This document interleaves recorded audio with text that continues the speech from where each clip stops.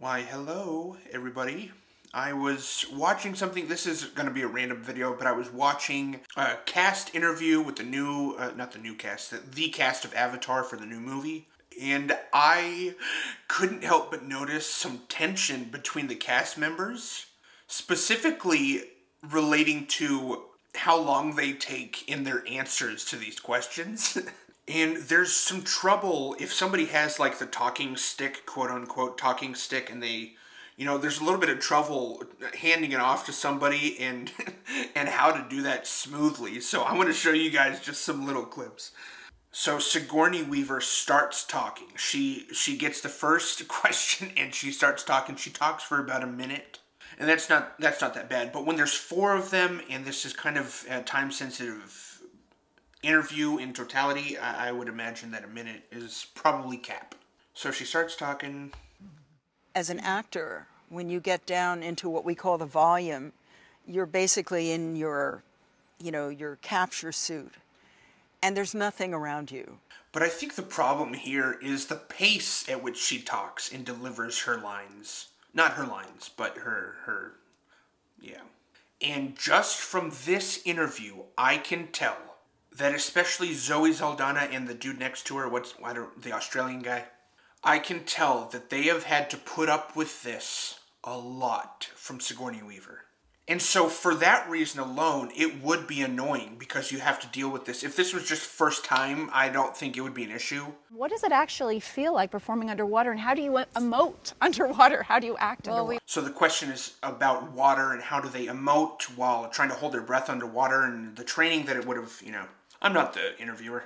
Zoe Saldana starts to answer this, and then she kind of looks over to Sigourney to, get some confirmation on one of her facts so that she can keep talking. But watch what happens. We worked with a world-renowned expert, Kirk. For months. We studied for about a year. We started, just getting certified for scuba. And I remember even the first day. Zoe's not liking that at all. When the answer is taken from her, you can tell that in her body language, she oh my gosh. And Sam Worthington, that's his name. He comes to her rescue. Zoe Saldana's rescue. He comes to her rescue, and he takes the answer from Sigourney here in a little bit. And you also have the benefit of enhanced oxygen when you're actually shooting the movie, so that the way that Zoe is nodding her head, I know that Sigourney is saying things that Zoe was just about to say. I'm sure she would have liked to say them instead of have it taken from her, but Sam just took it from Sigourney, and watch this. You're breathing up on 80% oxygen. Yeah. Real life, there's only, say, 24%. Or at least 50%. Yeah, so the amount that of oxygen your blood cells are taking, Sigourney's half fish. It's incredible. Hardly. It's amazing. Watch Sigourney's answer here. He says she's half fish, but I think it was kind of meant to be a little bit of an insult, and she takes it as that. My husband is half fish, and I want it to be half fish, but I'm maybe a quarter fish now. Yeah. Thank you. So that was very grandma-like of Sigourney to do.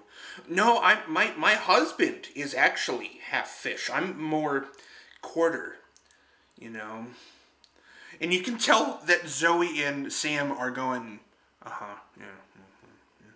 So the interviewer asks the question again. She kind of rephrases it and asks it again, and you can tell Sam, he wants Zoe to get this answer. He wants her to be the one to answer. He doesn't want Sigourney to take it.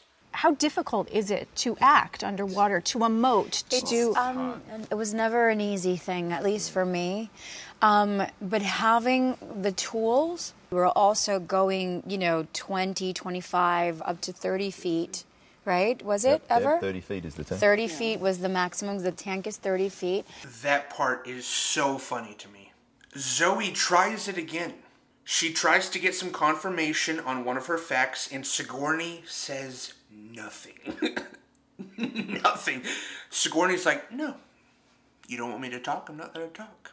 I can tell they're trying to get back to a place of, we can be cordial and we can talk. We don't have to have this tension involved. Sam is even referencing things that Sigourney said in her spiel.